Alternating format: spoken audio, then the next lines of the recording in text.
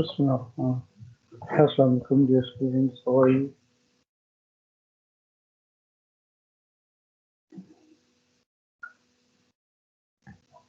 So Walaikum Assalam, sir.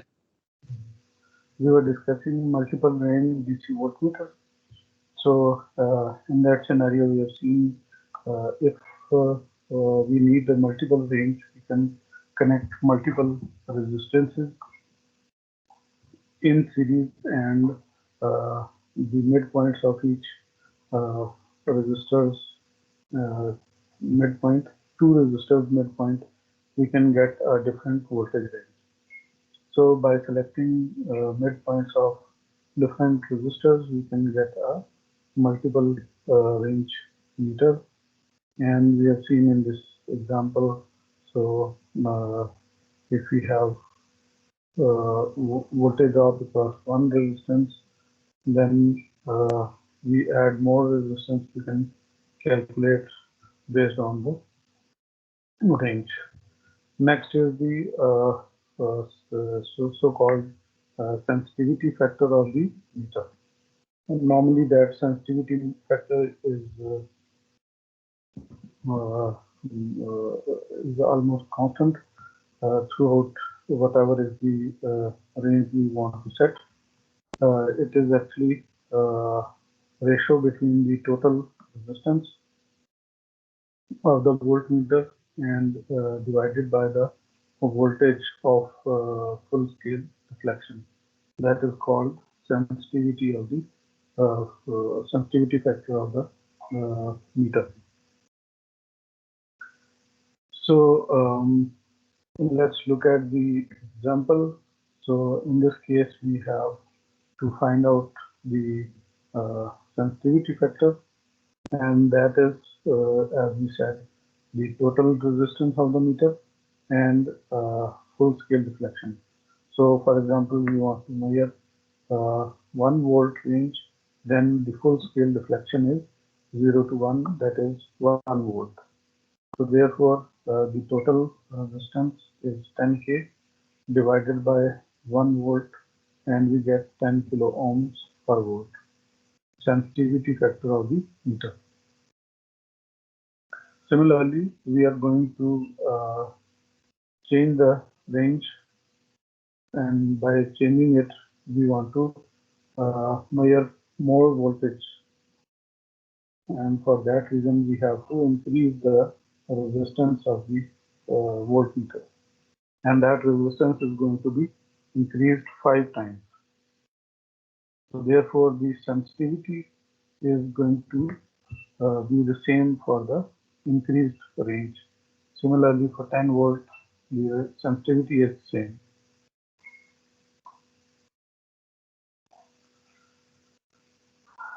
Uh, this sensitivity factor is good to have it because if we know the sensitivity of the meter, we can multiply it with the full scale deflection voltage, and therefore we can get the value of the resistance that is required to be connected for that particular scale. Again, go through the example.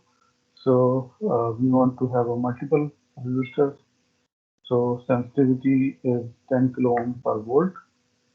For 1 volt range, we can find out the resistance.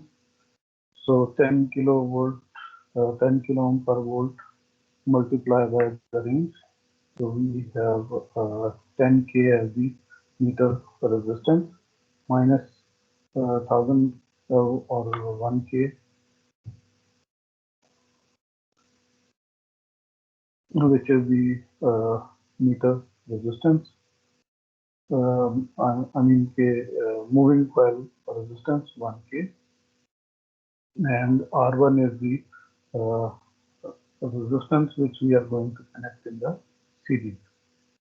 So to increase the range from 1 volt to 5 volt, we have again the same relationship, 10K multiplied by 5 volt minus 1K, so we get 50 49 ohms, kilo ohms, from where we can find out the value of R2, that is 40K.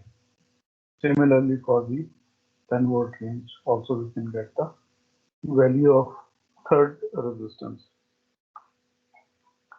And then we were discussing the voltmeter loading effect. So voltmeter we can connect to measure the voltage of supply, or we can connect the voltmeter across any load and find out the load across that resistor. So we have two scenarios. In one scenario, we are measuring the supply voltage, and obviously if supply voltage has some internal resistance, then the meter resistance is going to be in series with that resistance, internal resistance of the supply. So that would affect the reading, and therefore for 1 volt range the error is quite high. The measured value is 0.6, whereas the actual value is 0.9. So when we increase, in this case, the percentage error is 33%.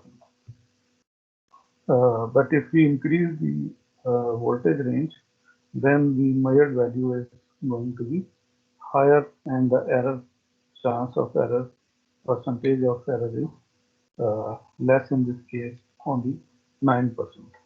So that means if the uh, resistance of the meter or the range of the meter is large enough than the measured value, then there could be a less chance of error.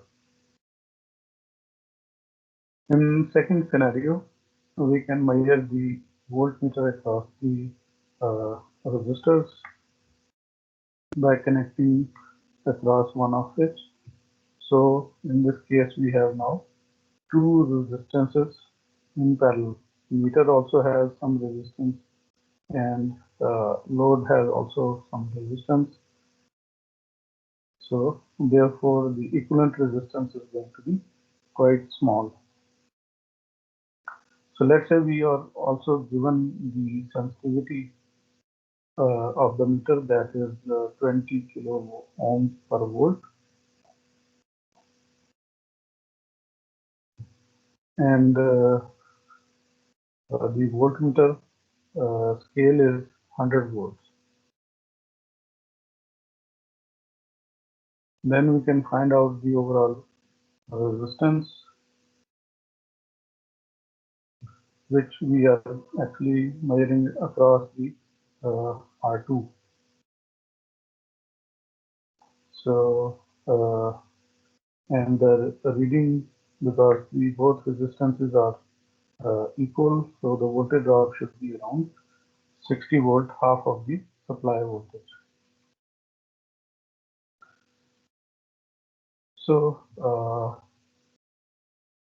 the meter resistance, in this case, we can uh, we can calculate from the full scale deflection and the sensitivity factor.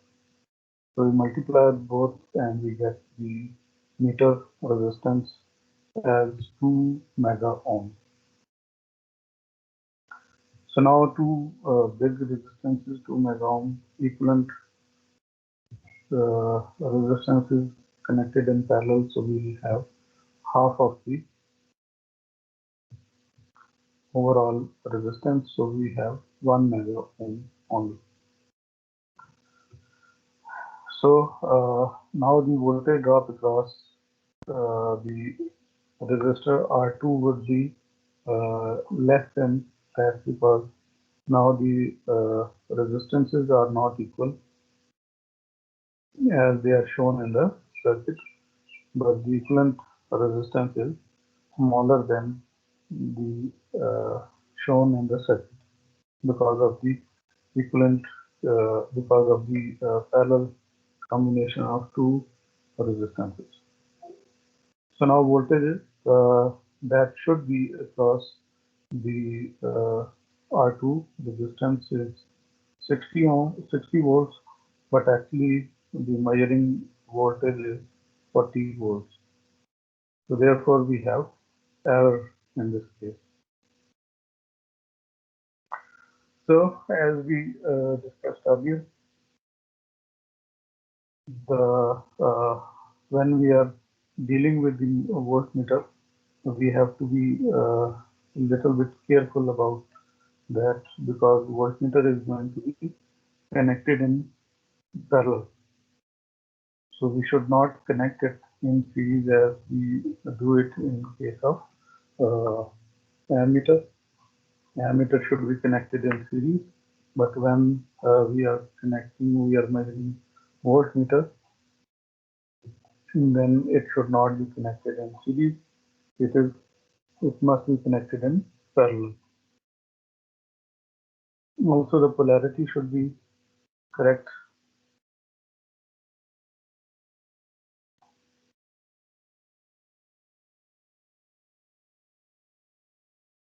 And especially the test leads. When we are measuring the voltage, the test lead should not be uh, connected somewhere else because some meters they have option of measuring the current and voltage separately. So before that, we have to make sure that the probes they are connected in the right place. Otherwise, meter can be damaged. Okay. We can use meters to find out the DC resistance.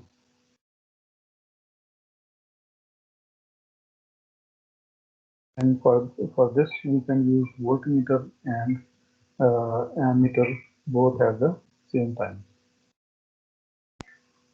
So, as you know, the voltmeter we are going to connect it uh, in uh, in parallel, and ammeter is going to be connected in series. So there would be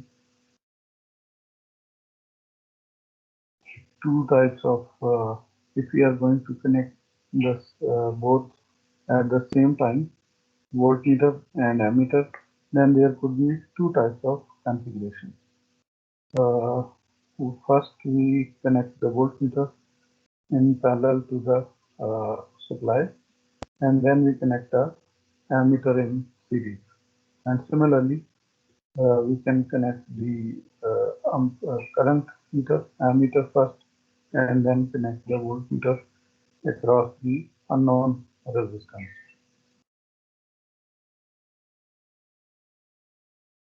So, what is the reason? Because sometimes the resistance could be quite large, and in that case, we follow the first uh, combination of the voltmeter and ammeter so that the loading effect is minimized. And then in case of small or low value of resistance, then the second configuration gives us the result where the chance of error is minimum.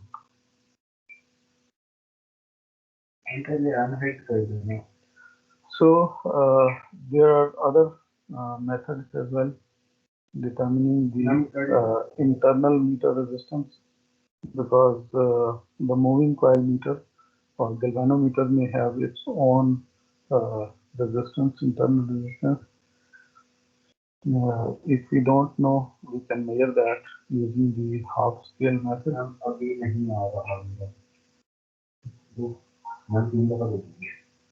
And in half scale method, what we are uh, using is we have two resistances.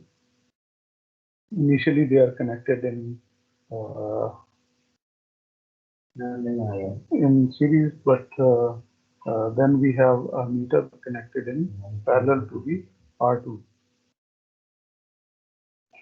So what happens is this in this case is R2 is connected through a switch, so we can disconnect it and we can connect it again. So the purpose is when only R1 is connected, the scale should be at full scale deflection, and when we are going to connect the uh, resistance R2, we should be varying that resistance to get the half scale deflection. That means when we are going to vary R1, we are going to control the current of the moving coil meter,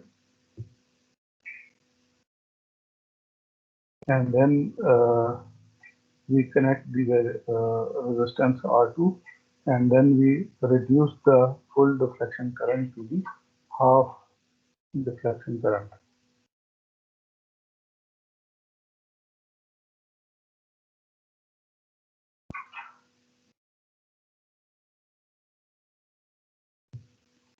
So then whatever is the resistance connected across the R2, that is basically the equivalent to the internal resistance.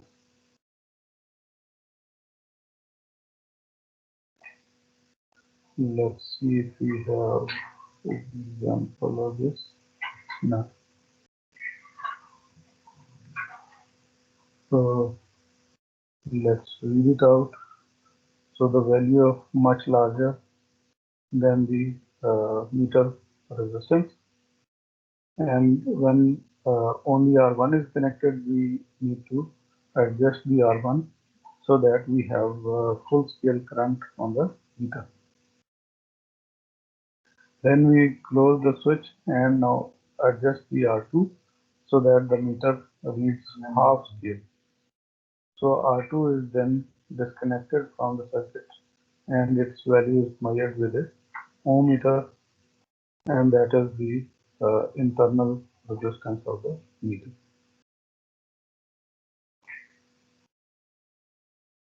And then obviously second one is the voltage current method.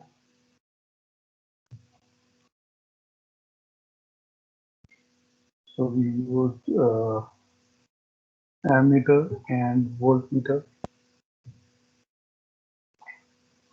and R1 is adjusting. By adjusting R1, we read the full scale value in the ammeter, and the voltmeter must have roughly greater than, and the sensitivity factor of the voltmeter must be very high, 50 kilo ohms per volt, so that the loading effect is minimized. And so from voltmeter, we just find out the voltage drop across the ammeter, which should be around 1 volt. And therefore, we can find out the resistance of the ammeter by knowing the voltage across the ammeter. Okay. So calibration. Sir आपकी आवाज मिलेगा अरे sir थोड़ा सा repeat करें इसको जी जरूर. So second method is voltage current method, so that we can find the internal resistance of the ammeter. ठीक है. So ammeter की resistance find करने के लिए what we need to do is, again we are going to connect a resistor R1, which is initially connected in series with the ammeter, and then we are going to connect the voltmeter across the ammeter to measure the voltage of ammeter. So basically, we are going to just see what is the voltage drop across ammeter while it is operating at maximum scale. It is showing full scale current. So now the voltmeter will be measuring the voltage drop across the ammeter and divided by the current which is shown in the ammeter scale, we get the internal resistance of the meter.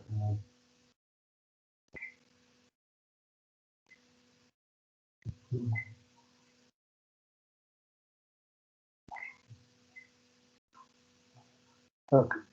So sometimes when we make some meter, we have to calibrate it, and that calibration method is by comparing the two meters.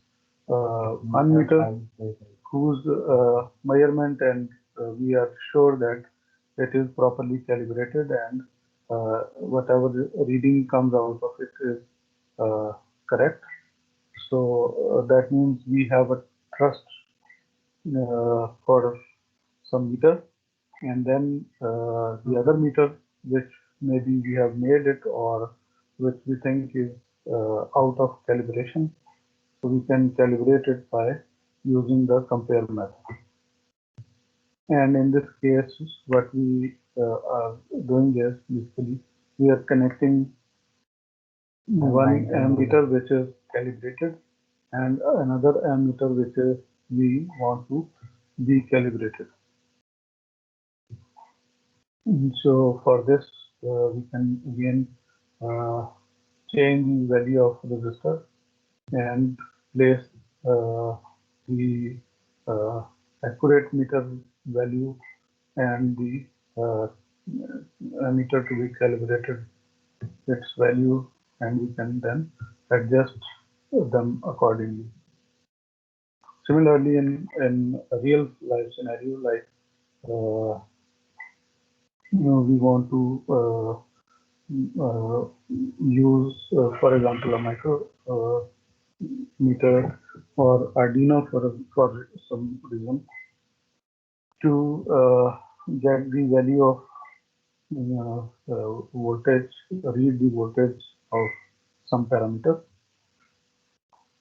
and we don't know that the voltage what we are reading is accurate or not. So for that we have to connect a DMM, for example, which we know is already calibrated and has accurate value across the same uh, supply or same resistor, and then we can calibrate our uh, digital meter. Similarly for the current also, by changing,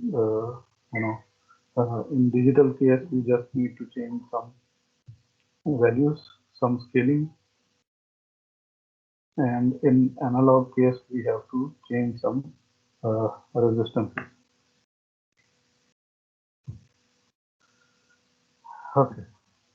So, for example, a DC meter whose full scale reading is 1 milliampere, and it was checked for calibration against an accurate meter with the same full scale reading of 1 milliampere. And we have observed different values. So let's look at that. The accurate meter gives us the value against 0, and the observed value is same.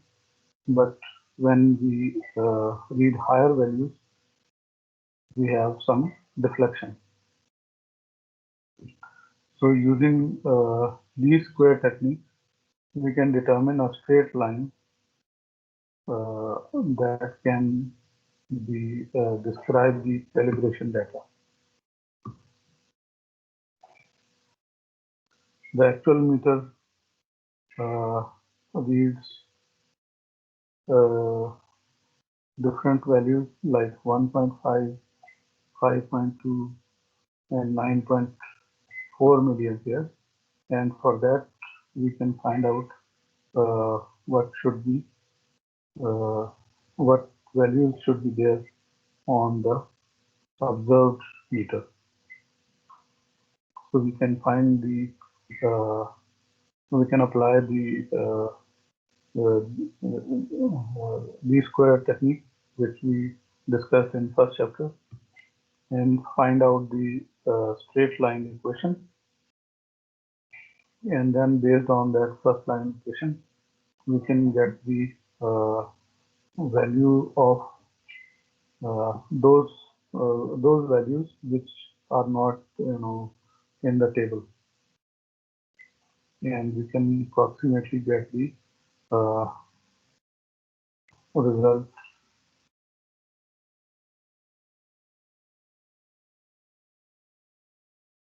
of the expected one. So for 1.5, value of the accurate of the observed value, we can get the expected value as 1.44 and 5.2 milliampere.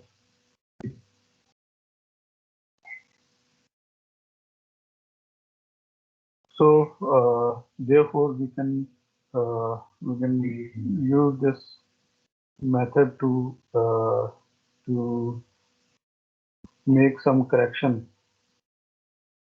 and try that the observed values, they are close enough to the expected value.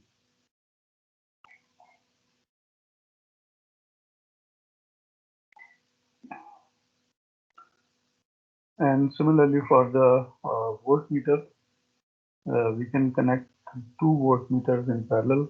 One is going to be the accurate voltmeter, and second one needs some calibration. So similarly, according to the values of accurate meter, we can adjust the resistance of second meter which is required to be calibrated.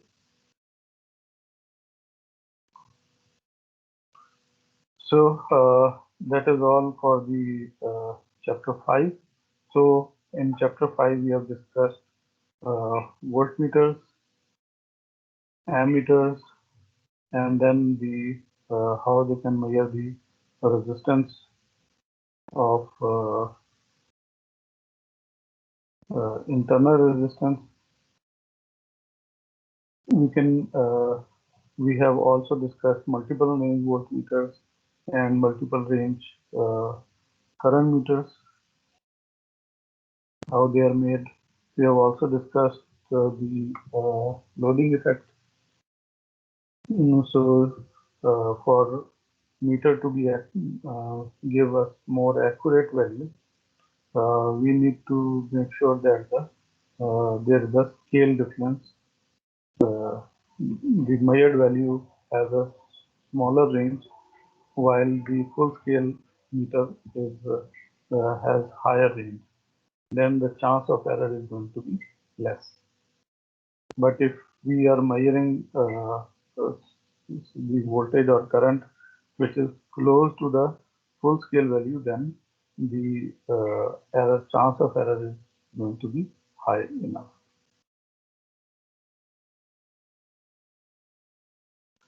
Then we have find out the resistances, how we can find the unknown resistance, and how we can find the internal resistance of the meter.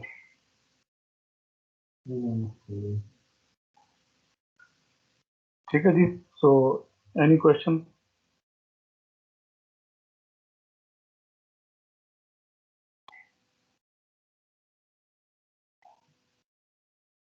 No, sir. Okay. What next we are going to do is, okay. So next we will be starting AC meters, and in this we are going to discuss uh, rectifier based instruments, half wave rectifier, full wave rectifier, so that we can measure the AC voltage. Then we have different type of meters like iron vane meter based on the other uh, thermocouple meter. Then we have electrostatic voltmeters, electrodynamometer, single phase wattmeter, and uh, multi-phase or polyphase power meter. And also we'll discuss Hall effect based wattmeter. So first we go for the voltmeter. Different see there are how many different types of measurement techniques we have, and then we move on to the measurement and see the how watt meters and energy meters, because energy meters they are basically measuring the energy with respect to time. So we see that energy meters also in this chapter.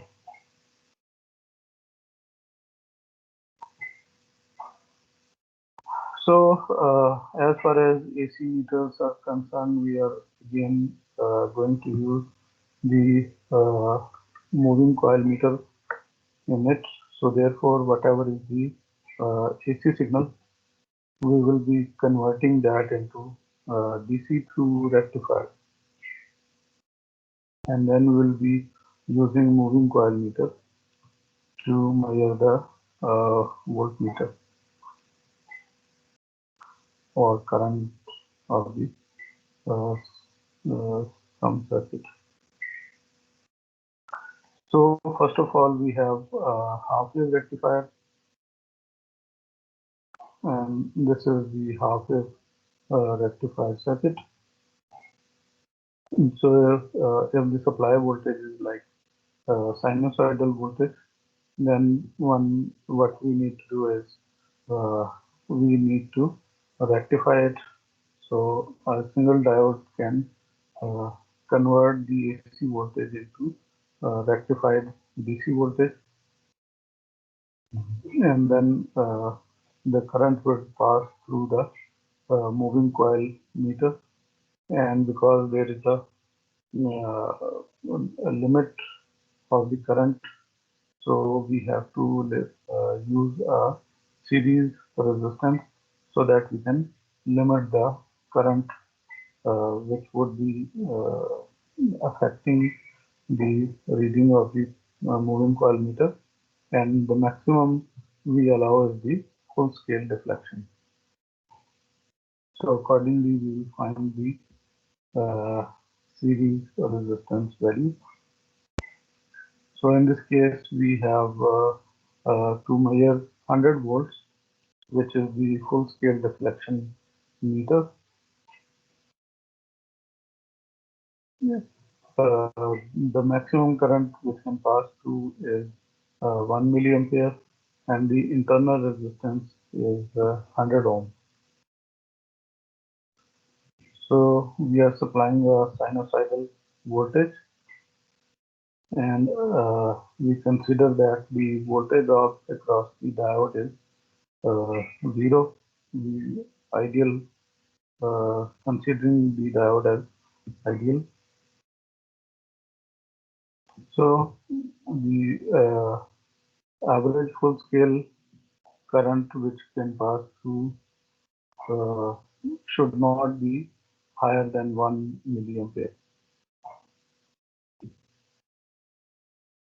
Uh, so therefore, we just want to measure the 100 volts which is equivalent to the full scale deflection of 1 million pairs.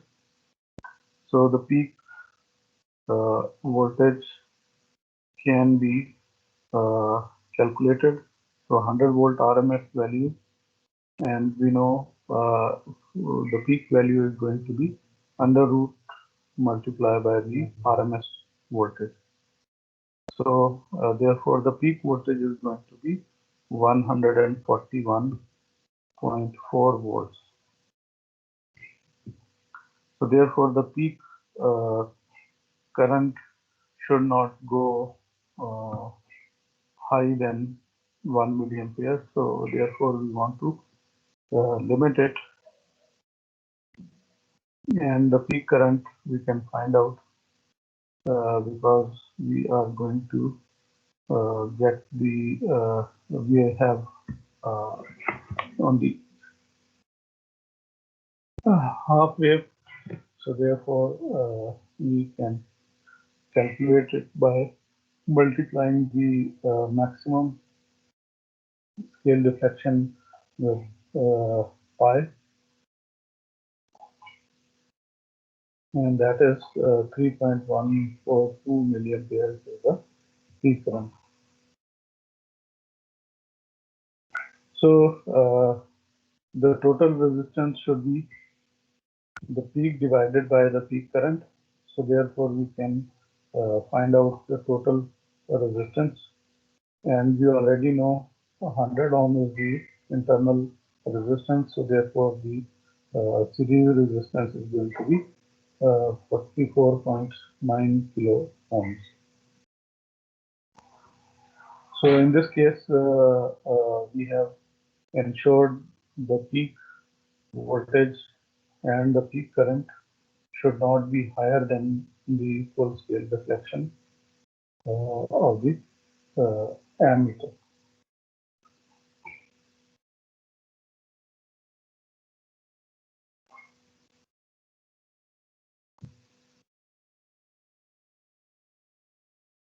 Okay. Sometimes we may have different types of waveforms which are non-sinusoidal waveforms, and for that we have, I think, table also given.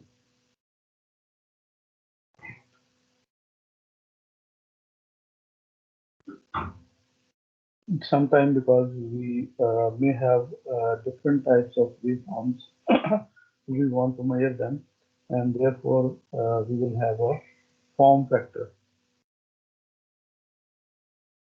So form factor is basically the difference, indicating basically difference between the waveforms, and the ratio of RMS if we have applied AC voltage to the average value. That is called form factor. So if the waveform is non-sinusoidal, obviously its form factor is going to be different from the sinusoidal voltage. So therefore, to measure the same meter, use the same meter to measure the different waveforms values. Like we have calibrated the meter according to the sinusoidal waveform. But then we have square wave, for example. For square wave, we want to use the same meter, then we need to calibrate it first. Okay. So how we are going to do it, we will be discussing that in next class. Okay. So if you have any questions, you can ask now.